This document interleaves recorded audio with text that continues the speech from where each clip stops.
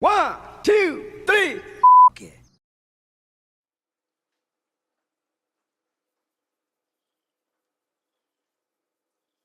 Houdini. On today's episode of Free Unsolicited Cooking Knowledge, we'll be making stuffed peppers. Thank you.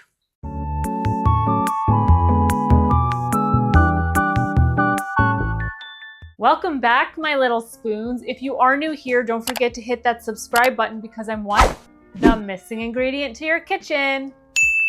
On today's episode, as you saw, we are making stuffed peppers, and this is a recipe that I think I have perfected over the last few years. It is not the way that my mom makes stuffed peppers. It's completely different. I add a little bit more elements like sauce and cheese, and I think it's delicious. I think my mom's recipe is delicious as well, but I just kind of wanted to share with you the one that I have come up with, and hopefully you like it. You don't have to do it this way, but I highly suggest it.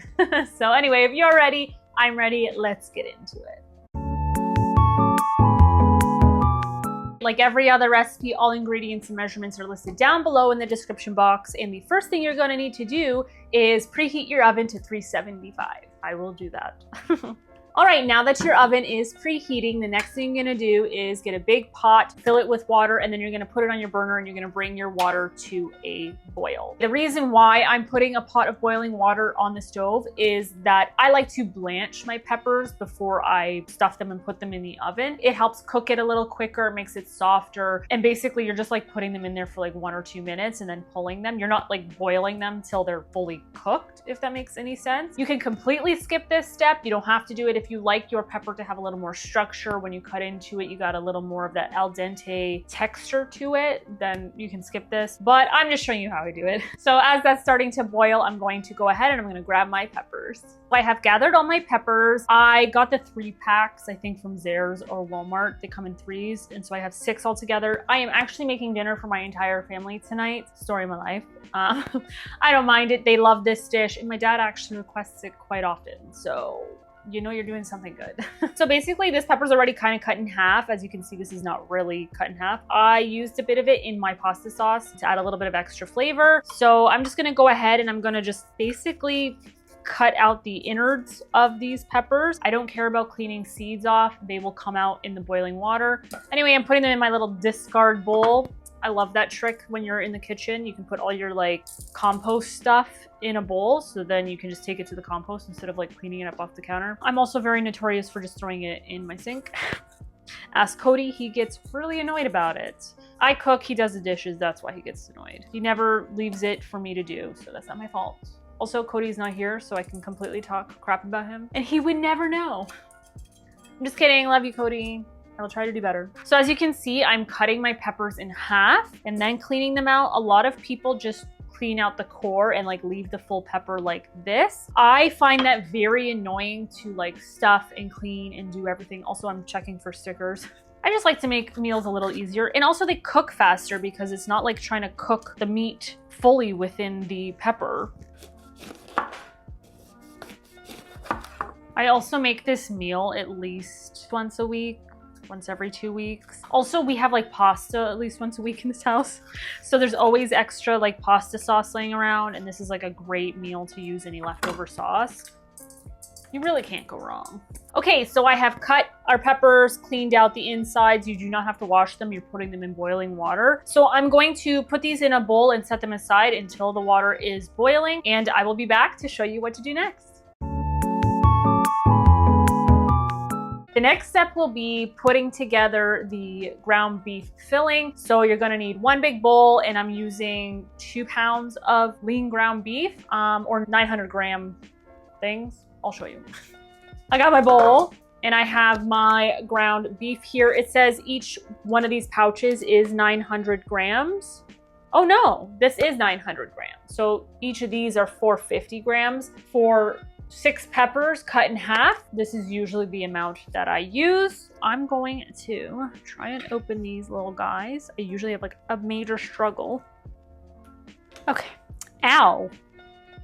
How does that hurt my thumbs? Okay.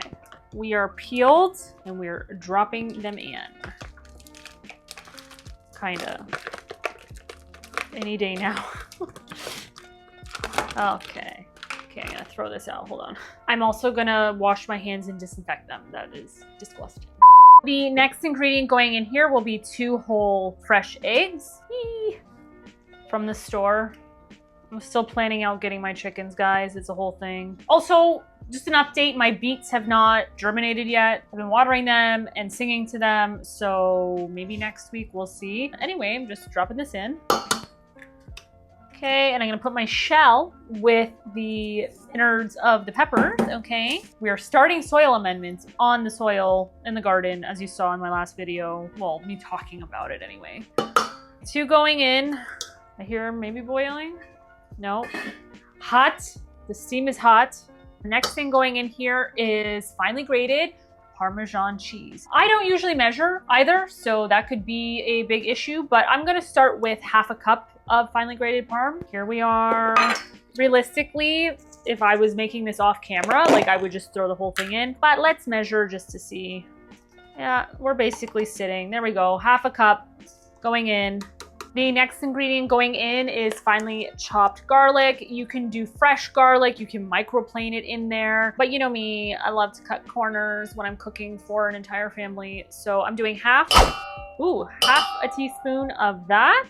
And then the next ingredient is actually going to be 1/4 to 1/2 a yellow onion, but I'm not chopping it. I want to use my little grater to kind of microplane it in so it smooths out with the meat and you're not having chunks of onion essentially. I'm cutting the end off and I'm literally just like cutting 1/3, 1/2 of it. I don't know.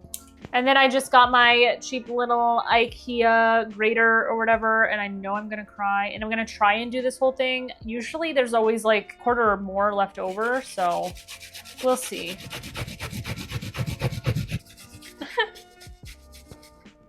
Okay, I think that's enough. Ugh! Don't cry for me, Argentina. Okay.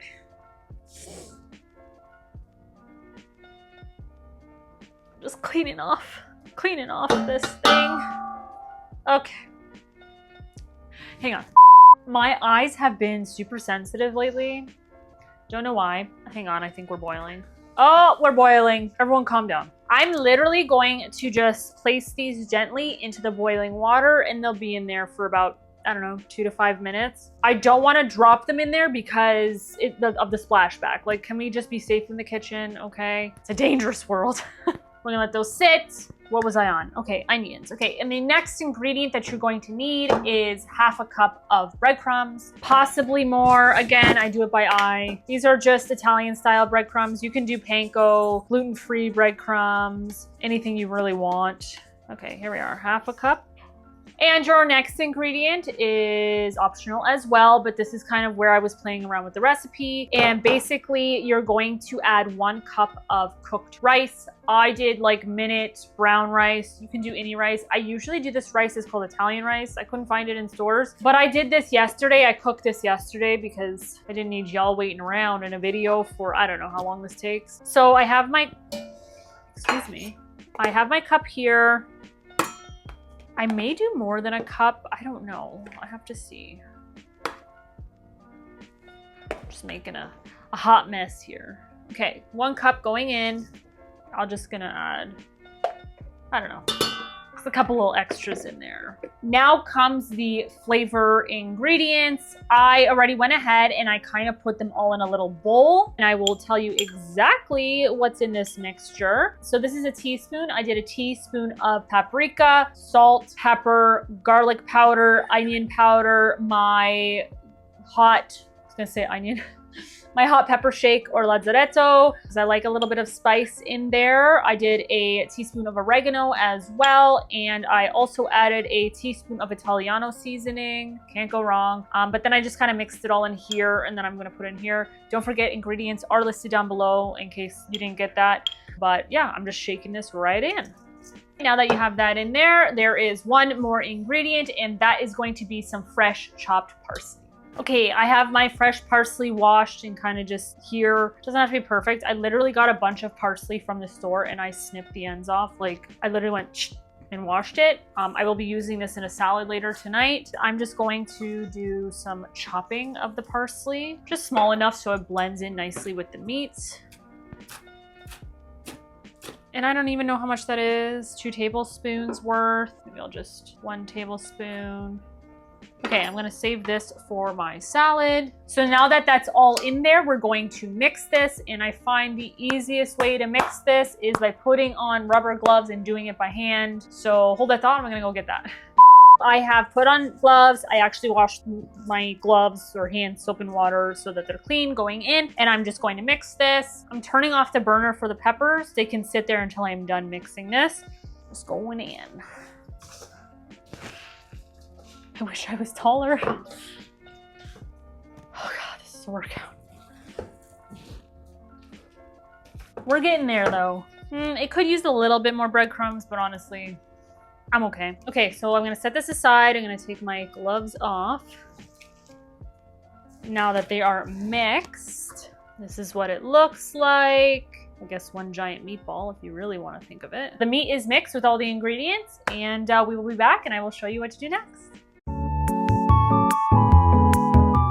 The next step is to literally assemble your stuffed peppers. So I have this beautiful big tray. I'm not going to line it with anything. This is strictly where everything is just going to lay, and it's delicious. So the first thing that we're going to do is we're going to take the peppers out of the hot water and we're going to place them in the tray. We're going to shake as much water as we can off of it. Shake, shake. And I'm just going to line them up. And a lot of them love to hide water.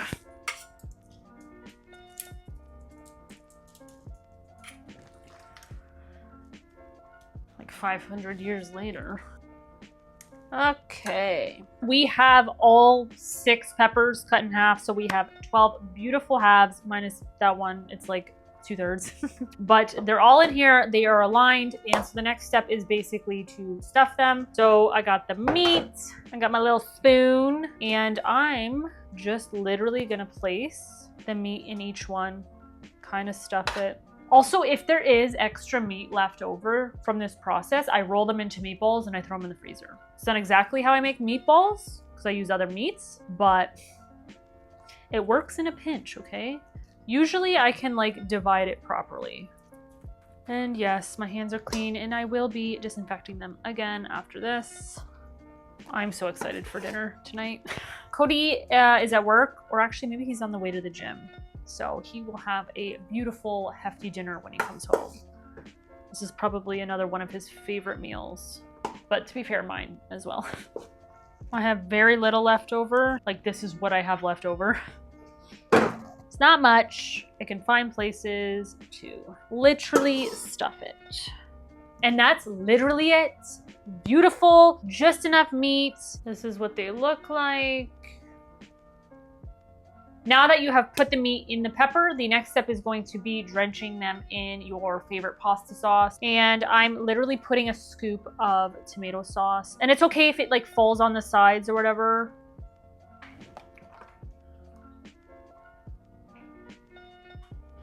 All right, now that you have put your sauce on the peppers, the next ingredient you're going to add is shredded mozzarella.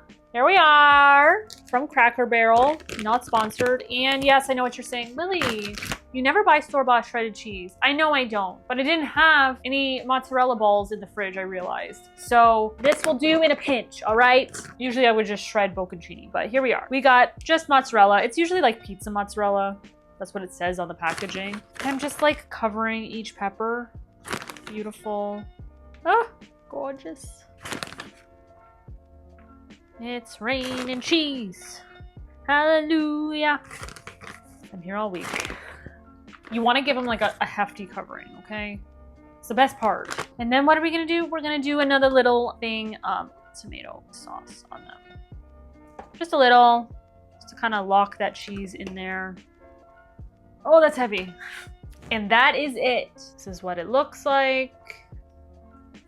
They are ready for the oven, but before I put them in the oven, I do cover this with tin foil. Here we are from Betty Crocker tin foil, not sponsored. I get this from like the dollar store because I am not paying like $20 for a roll of aluminum foil. Anyway, Here we go. We got a big piece. You want to put the reflective side down so that the heat reflects back into the food. I'm actually going to create a little bit of a dome just so I don't like take the cheese and sauce off. I mean, some of it probably will touch, but it is what it is. You're going to make sure the sides are sealed. Oh, you come to visit, shaved cat? Darwin, this is not for you. Anyway, so I'm gonna put it in the oven for 25 to 30 minutes. I'm gonna take the cover off, then I'm gonna cook it for another 15 minutes, and then I'm going to take my meat thermometer and I'm going to check the center to make sure that it reaches above 165. But until then, I guess I will be back when it is done.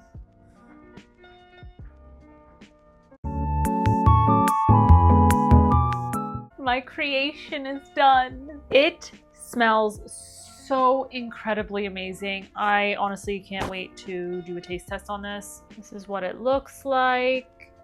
There are a lot of juices and that is perfectly normal, but oh my God.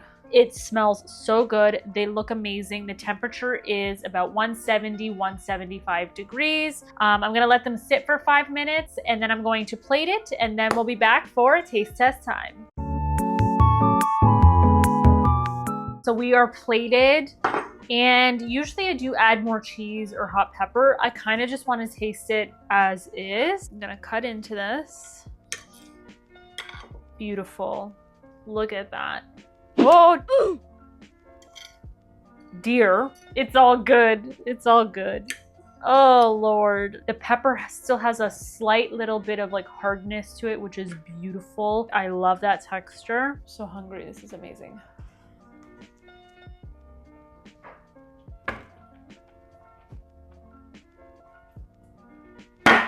Amazing. Holy. Cody's going to be so incredibly happy. The texture is beautiful. It's chewy. It's got the salt from the cheese. You got all of those different spices. There's a bit of like hotness from the dried hot peppers that are in there, but the rice adds a beautiful texture. I just think it is phenomenal. Like, you really can't go wrong. Also, if you do not have fresh parsley, that is completely okay. You can do dried parsley in there as well. Sometimes I amaze myself. I should stop because I'm gonna spoil my dinner, but honestly, I don't care. Clean plate club without Cody's help. Just saying.